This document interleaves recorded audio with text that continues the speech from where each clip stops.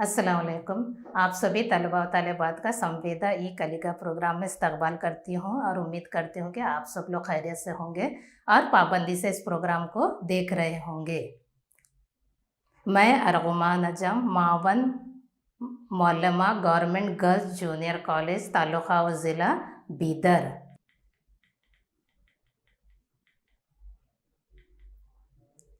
आप लोगों से सबक शुरू करने से पहले आप लोगों से मैं कुछ सवालात करूंगी जिसके जवाब आप लोगों को देने होंगे।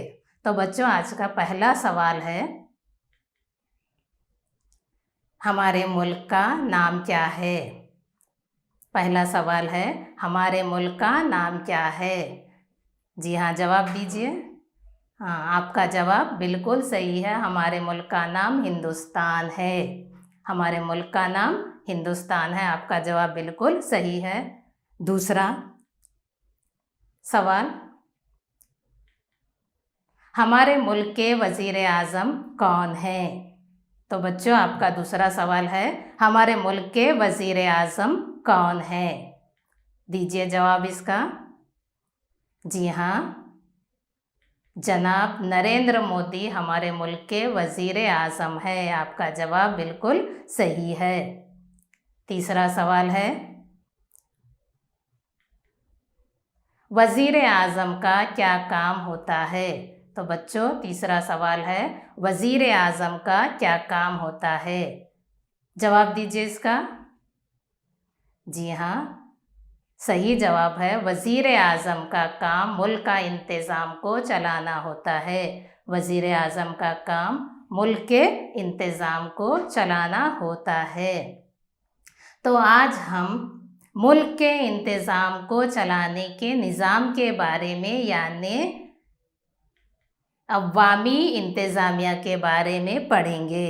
तो अवामी इंतज़ामिया के मुतालिक ज़ैल के जो नुकात हैं इनका हम बारीक बीनी से जायज़ा लेंगे। पहला है नुकात, अवामी इंतज़ामिया का मतलब, माहिर सियासी साइंस के नज़रियात और अवामी इंतज़ामिया की अहमियत। दूसरा अहम नुकात है तक़र्रुरात के माने और इसका तरीक़ा। तीसरा अहम नुकात है अवामी इंतज़ामिया के हुदूद। तो आइए अब हम अवामी इंतज़ामिया के बारे में समझने की कोशिश करेंगे। अवामी इंतज़ामिया लफ्ज़ गवर्नमेंट के माने देता है। अवामी इंतज़ामिया लफ्ज़ गवर्नमेंट के माने देता है, यानी कि इंतज़ामिया का मतलब भी होता है कि निज़ाम चलाना, हुकूमत चलाना होता है। इंतज़ाम का मतलब खुद क्या है? कोई काम चलाना, कोई निज़ाम चलाना होता है। इसी तरह अवामी इंतज़ामिया यानी हुकूमत के काम काज को संभालने को अवामी इंतज़ामिया कहा जाता है। और आज हम अवामी इंतज़ामिया का मतलब यहाँ ये लेंगे कि हुकूमत का काम काज चलाने के लिए जो सरकारी नौकर होते हैं उनको जो है अवामी इंतज़ामिया कहा जाता है। तो सबसे पहले अलेक्जेंडर हैमिल्टन ने 1812 ईस्वी में इस लफ्ज़ का इस्तेमाल किया। अवामी इंतज़ामिया लफ्ज़ का इस्तेमाल सबसे पहले अलेक्जेंडर हैमिल्टन ने 1812 ईस्वी में इस लफ्ज़ का इस्तेमाल किया। फिर इसके बाद अमेरिका के साबिक़ सदर वुडरो विल्सन ने अमेरिका में अपने हुकूमत के ज़माने में अवामी इंतज़ामिया को अमली तौर पर इस्तेमाल किया, जिसकी बिना पर अमेरिका के साबिक़ सदर वुडरो विल्सन को अवामी इंतज़ामिया का बावा आदम कहा जाता है। आइए अब हम मज़ीद अवामी इंतज़ामिया को समझने के लिए सियासी माहिरीन के नज़रियात को भी पढ़ना या उसका मुतालिया करना बेहद ज़रूरी होता है। तो सबसे पहले वुडरो विल्सन के मुताबिक वुडरो विल्सन ने अवामी इंतज़ामिया की तारीफ़ करते हुए कह रहे हैं कि کلی اور نظم و ضبط کے ساتھ عوامی انتظامیہ میں قانون کو لاگو ہونا ہی عوامی انتظامیہ ہے۔ یعنی وڈرو ویلسن کے مطابق کلی نظم و ضبط کے ساتھ عوامی انتظامیہ میں قانون کو لاگو کرنا ہوتا ہے۔ اس کے بعد پھر اور ایک ماہر سیاسی سائنس پفنر نے عوامی انتظامیہ کی تعریف کچھ اس طرح سے کی ہے کہ عوامی حکومت پفنر کے مطابق عوامی انتظامیہ میں عوامی حکومت کی حکمت عملی کا نفاذ میں عوامی استحکام ہے۔ یعنی پفنر کہہ رہے ہیں کہ جیسا حکومت کی پالیسیز، حکومت کے قانون، حکومت کی حکمت عملی کو عملی طور پر عملی جامہ پہنانے کا نام عوامی انتظامیہ ہے، جو ہے حکومت کی پالیسی کو مستحکم یا استحکام دیتی ہے۔ پھر اس کے بعد لوتھر گیلولک نے سیاسی سائنس کے ماہر لوتھر گیلولک نے عوامی انتظامیہ کی تعریف کرتے ہوئے کہہ رہے ہیں کہ عوامی انتظامیہ حکومت کے عملے سے تعلق رکھتا ہے۔ یعنی عوامی انتظامیہ یعنی حکومت کا عملہ، جو حکومت سرکار کی طرف سے جو تقرر کردہ عملہ ہوتا ہے وہی کیا ہے، عوامی انتظامیہ ہے، جو سرکار کے پالیسیوں کے، سرکار کے اصول و قانون کو جو لاگو کرتے ہیں وہی لوگ کیا ہے، عوامی انتظامیہ ہے۔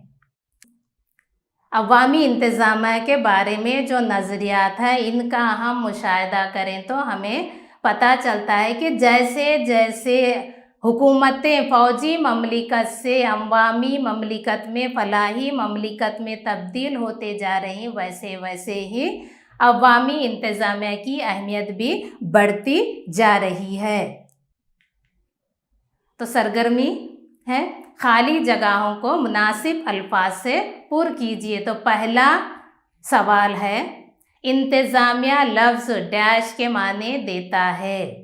انتظامیہ لفظ ڈیش کے معنی دیتا ہے۔ جی ہاں، صحیح جواب ہے گورنمنٹ۔ انتظامیہ کے معنی ہے گورنمنٹ۔ دوسرا سوال ہے، ڈیش نے 1812 میں انتظامیہ لفظ کا استعمال کیا تھا۔ دوسرا سوال ہے، ڈیش نے 1812 میں انتظامیہ لفظ کا استعمال کیا تھا۔ تو بچوں اس کا جواب دیجئے۔ جی ہاں، صحیح جواب ہے الیگزینڈر ہیملٹن نے۔ اس کا صحیح جواب ہے الیگزینڈر ہیملٹن نے 1812 میں انتظامیہ کا لفظ استعمال کیا تھا۔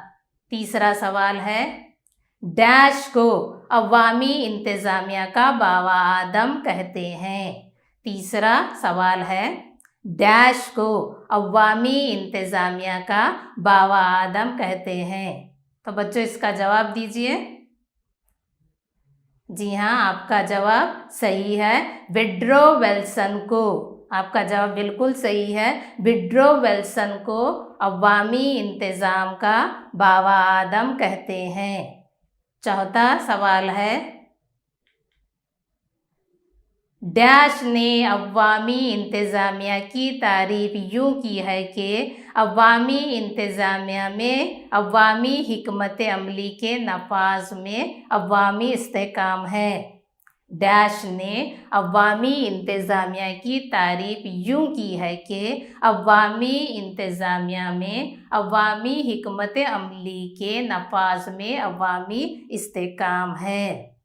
جی ہاں، جواب دیجئے بچوں اس کا۔ جی ہاں، اس کا صحیح جواب ہے پفنر۔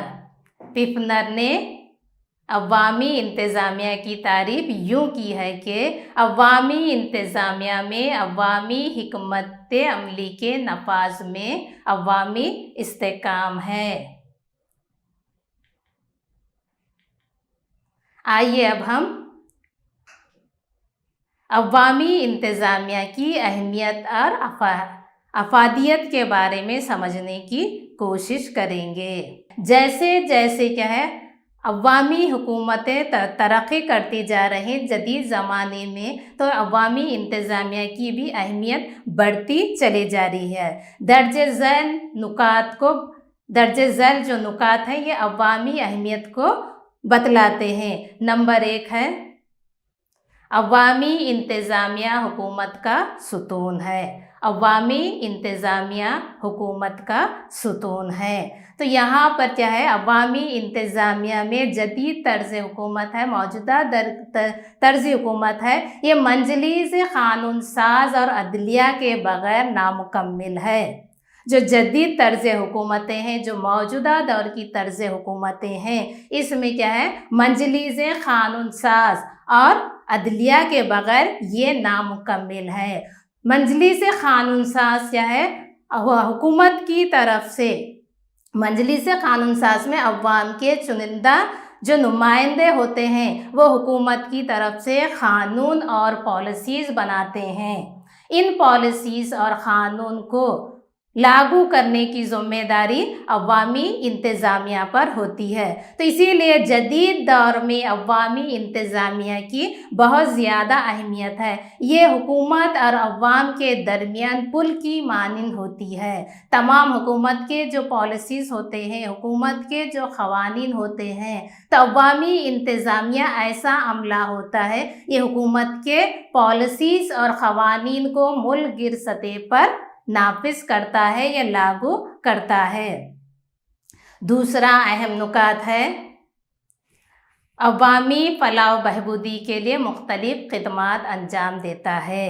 یعنی حکومت کی طرف سے جو پالیسیز بنائی جاتی ہیں عوام کی فلاح و بہبودی کے لیے، اس کو عملی جامہ پہنایا جاتا ہے۔ جدید طرز حکومت میں، فلاحی طرز حکومت میں، جمہوری طرز حکومت میں یہ حکومت کی ذمہ داری ہوتی ہے کہ وہ اپنے تمام شہریوں کو بنیادی سہولتیں فراہم کرے، ساتھ ہی ساتھ معاشرتی تحفظ فراہم کرے، اور حکومت کے جو پالیسیز ہیں، حکومت کے طرف سے جو معاشی ترقی کے لیے جو پالیسیز، جو اصول بنائے گئے ہیں، اس کو کیا ہے عوام تک پہنچانے کی کوشش کی جائے۔ تو یہی کیا ہے عوامی انتظامیہ ہے جو حکومت کے پالیسیز کو عوام تک پہنچاتا ہے۔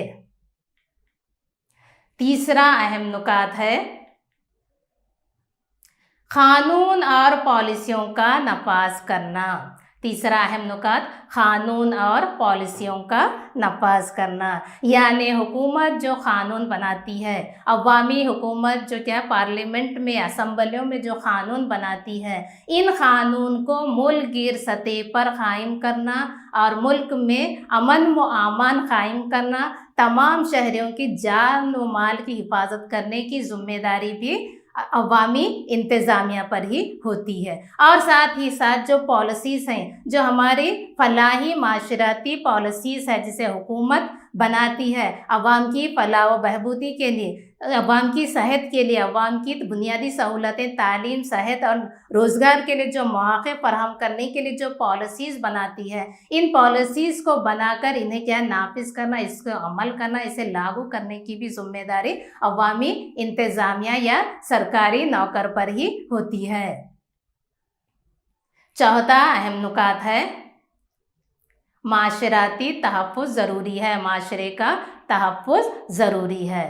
تو یہ بھی عوامی انتظامیہ کا ایک بہت ہی اہم رول ہے کہ معاشرے میں تحفظ فراہم کرنا، معاشرے کے تمام لوگوں کی جان و مال کی حفاظت، اور ساتھ ہی ساتھ معاشرے میں اقتصادی عدل قائم کرنا بھی عوامی انتظامیہ کی اہم ذمہ داری ہے۔ پانچواں اہم نکات ہے قانون ساز اسمبلی اور انتظامیہ کے مابین مدد۔ پانچواں اہم نکات ہے قانون ساز اسمبلی اور انتظامیہ کے مابین مدد۔ یہ عوامی انتظامیہ کا سب سے اہم پہلو ہے۔ ایک تو یہ قانون ساز اسمبلی، جہاں پر اسمبلی میں قانون بنتے ہیں، جہاں پر ہمارے چنندہ رہنما ہمارے ملک کی ترقی کے لیے جو قوانین بناتے ہیں، اور ساتھ ہی ساتھ انتظامیہ جو ہوتا ہے ان قانون کو جو لاگو करते हैं अवाम में, इन कानून को जो को लागू करते हैं, पॉलिसी और क़ानून को जो लागू करते हैं, इनके दरमियान क्या है, दोनों में ताल्लुक़ कायम करना, दोनों में ताल्लुक़ करना कायम करना भी अवामी इंतज़ामिया की सबसे अहमियत और इसकी अफादियत है। तो बच्चों यहाँ तक आपको अवामी इंतज़ामिया की अहमियत का पता चल गया होगा। अवामी इंतज़ामिया दरअसल हुकूमत और अवाम के दरमियान एक पुल की मानिंद होती है, जो हुकूमत के पॉलिसीज़ हैं, जो हुकूमत के क़वानीन हैं, उसकी क्या है अवाम तक पहुँचाती है, उसका फ़ायदा पहुँचाना, उन क़वानीन को लागू करना, ये क्या है अवामी इंतज़ामिया की अहम ज़िम्मेदारी है। आइए अब हम मज़ीद अवामी इंतज़ामिया के अहाते के बारे में पढ़ेंगे। तमाम सियासी मुफक्किरीन के दरमियान ये इख्तिलाफ़ राय पाया जाता है कि कोई कहते हैं कि अवामी इंतज़ामिया का दायरे कार बहुत ही वसी है, और कोई कहते हैं कि अवामी इंतज़ामिया के दायरा कार बिल्कुल ही महदूद है। तो आइए हम कुछ माहिर सियासी साइंस के नज़रियात को पढ़ेंगे, जिनके मुताबिक हम क्या है अवामी इंतज़ामिया का अहाते के बारे में समझने की कोशिश करेंगे। वुडरो विल्सन और एल.डी. वाइट के मुताबिक अवामी इंतज़ामिया का दायरा बहुत ही वसी है। Woodrow Wilson, LD. वाइट के मुताबिक अवामी इंतज़ामिया का दायरा बहुत ही वसी है। यानी वुडरो विल्सन, एल.डी. वाइट कहते हैं कि अवामी इंतज़ामिया में मजलिस क़ानून साज और अदलिया और अवामी इंतज़ामिया, ये तीनों क्या है सुतून की मानित काम करते हैं, इसीलिए इसका दायरा बहुत ही वसी है।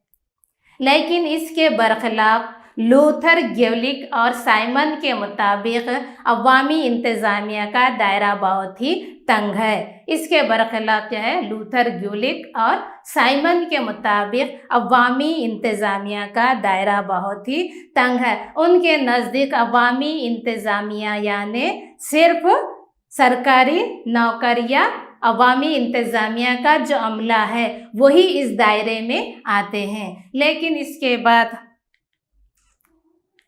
लेकिन इसके बाद लूथर ग्यूलिक ने अपना एक साइंटिफिक और तो पी से प्लानिंग, सबसे पहला लफ्ज़ है पी से प्लानिंग या मनसूबा बंदी। जब कोई क्या है हुकूमत क़ानून बनाती है, जब कोई क्या है मजलिस क़ानून साज कोई क्या है क़ानून पास करती है, तो उसके बाद इस क़ानून को नाफिज करने के लिए, मुल्क सतह पर इसे लागू करने के लिए एक प्लानिंग की ज़रूरत होती है। तो ये जो इंतज़ामिया अमला होता है वो क्या है वो क़ानून को नाफिज करने के लिए प्लानिंग करता है या मनसूबाबंदी की जाती है। फिर उसके बाद है ओ से ऑर्गेनाइजेशन, ओ से ऑर्गेनाइजेशन यानी तंजीम यानी क्या है कुछ मेंबर मिलकर इकट्ठे मुत्तहिद होकर कोई काम करने को हम उसे तंजीम कहते हैं। तो जब कोई क़ानून या पॉलिसी लागू करना होता है तो उस वक्त जब मनसूबाबंदी की जाती है तो उसमें कुछ लोगों का एक तंजीम बनाई जाती है। ये तंजीम की ज़िम्मेदारी होती है कि वो क्या है इस तंजीम को मज़ीद कई हिस्सों में तक़सीम करे या क्या डिवीज़न सब डिवीज़न क्या है में तश्कील दे, ताकि जो क़ानून है जो पॉलिसी है वो क्या है हर एक अवाम तक उसकी सहूलत पहुंच सके। तीसरा है स्टाफ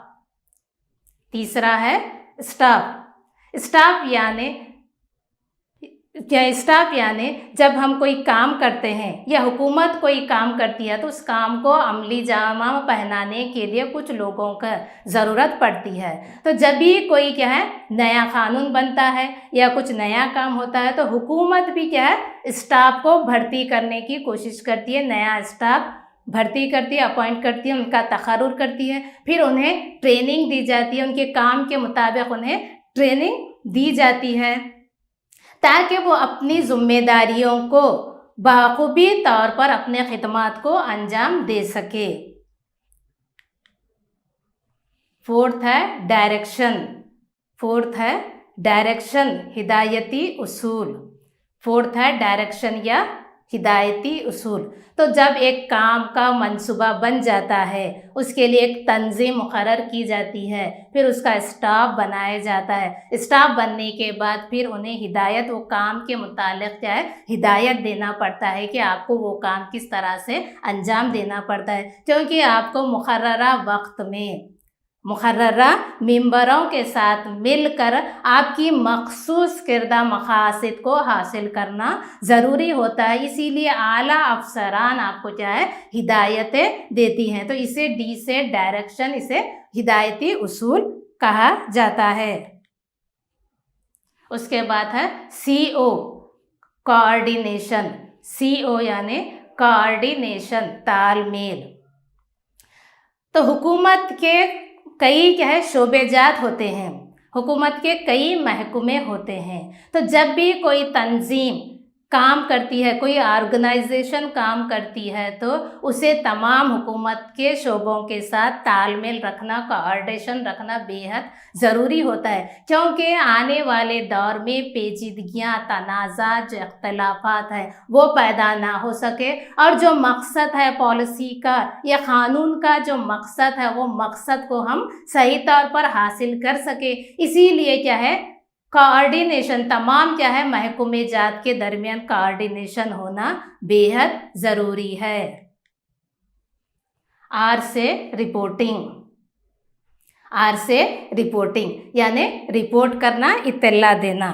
तो जब कोई काम होता है, जब स्टाफ मुकर्रर होता है, आपको कोई क्या है, काम मुकर्रर दिया जाता है, तो इस काम के मुतालिक आपको हायर अथॉरिटी से यानी अफसरान आला से आपको अपने काम की तमाम रिपोर्ट आपको देना होता है, वक्त ब वक्त उसकी रिपोर्ट देना पड़ता है। उसके मुतालिक तमाम दस्तावेज़ात को तैयार करना पड़ता है। तो ये काम होने के बाद इसे क्या, आपको असम्बली में भी इसके मुतालिक तमाम रिपोर्ट पेश करना होता है। तो रिपोर्टिंग भी क्या है, अवामी इंतज़ामिया का एक अहम ज़रूरी हिस्सा है, ताकि आपका जो काम है कितना तरक्की कर रहा है, आपको कितने मसाइल दुश्वार हो रहे हैं, आपका काम किस तरह से, इस पॉलिसी का मकसद जो है वो किस तरह से अवाम तक पहुंचाने में आप कामयाब हो रहे हैं, इसकी भी इत्तला आपको हायर आला अफसरों तक पहुंचाना होता है। उसके तमाम दस्तावेज़ात आपको तैयार करने होते हैं। तो रिपोर्टिंग भी एक अहम हिस्सा है।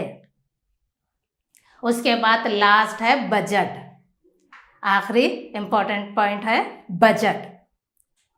तो बजट यानी जब भी कोई माली काम का मंसूबा बंदी की जाती है, जब भी कोई माली काम की मंसूबा बंदी की जाती है, तो आप फिर ये ज़िम्मेदारी आयद होती है कि इसके तमाम अखराजात का हिसाब किताब रखें, इस तमाम अखराजात का हिसाब किताब रखें, इसकी एडिटिंग करवाए। तो ये आपकी ज़िम्मेदारी होती है।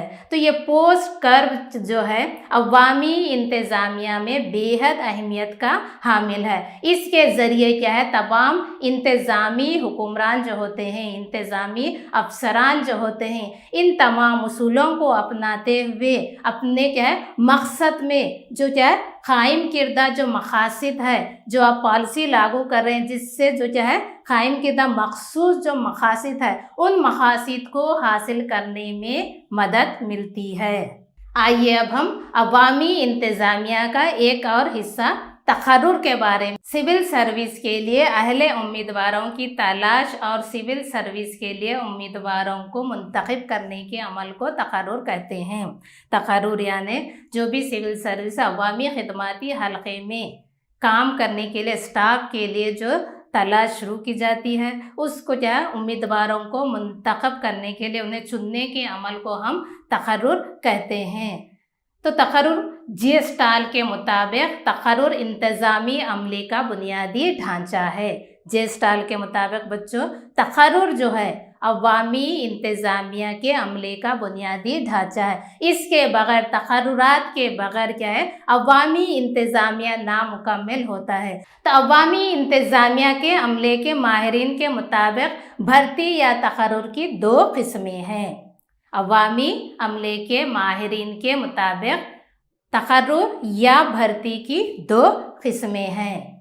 पहला है बराए रास्त तकर्रुर, पहला है बराए रास्त तकर्रुर या बाहरी तकर्रुर।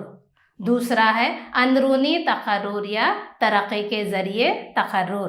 तो ये क्या है, तकर्रुरात के ये दो किस्में हैं। पहला है बराए रास्त तकर्रुर या बाहरी तकर्रुर, जिसे हम बाहरी तकर्रुर कहते हैं। दूसरा है अंदरूनी तकर्रुर या तरक्की के ज़रिए तकर्रुर। दूसरा है अंदरूनी तकर्रुर या तरक्की के ज़रिए तकर्रुर। बराए रास्त तकर्रुर या बाहरी तकर्रुर। बराए रास्त तकर्रुर सबसे आम और मकबूल तकर्रुर है।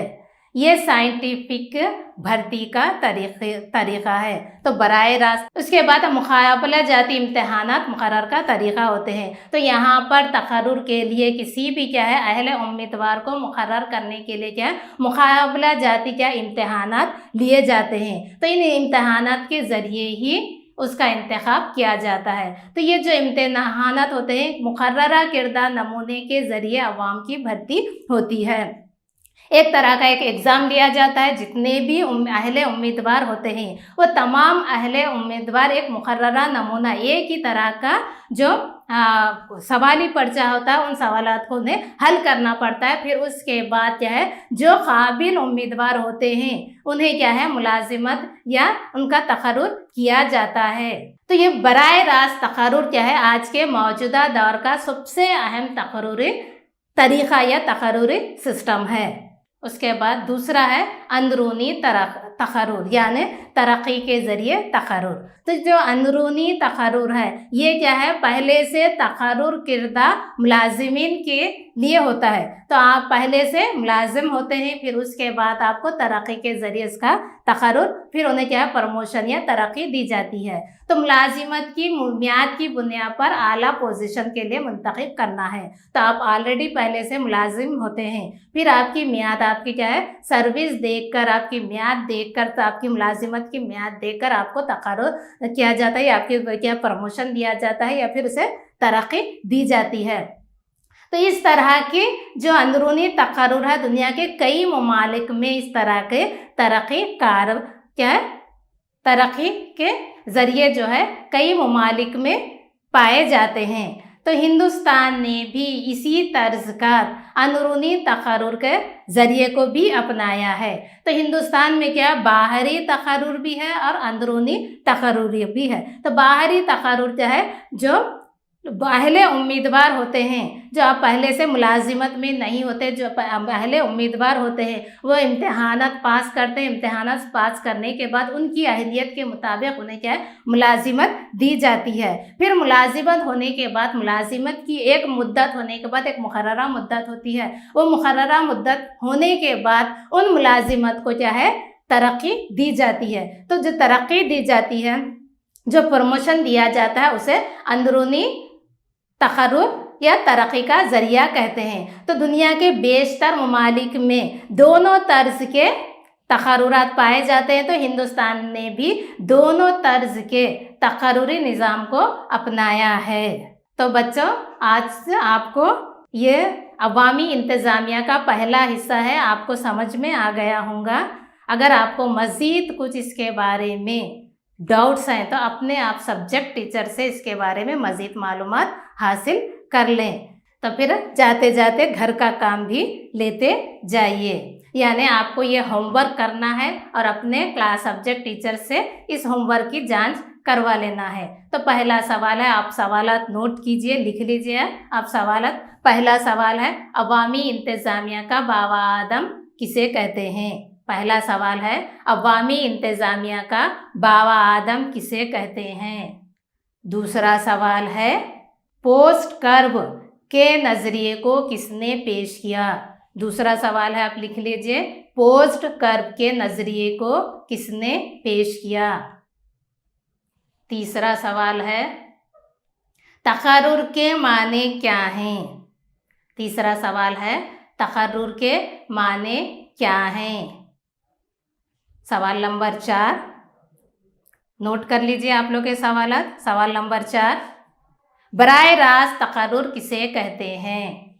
बराए रास्त तकर्रुर किसे कहते हैं। तो इन सवालात के जवाबात लिख कर आप अपने सब्जेक्ट टीचर से जांच करवा लीजिए।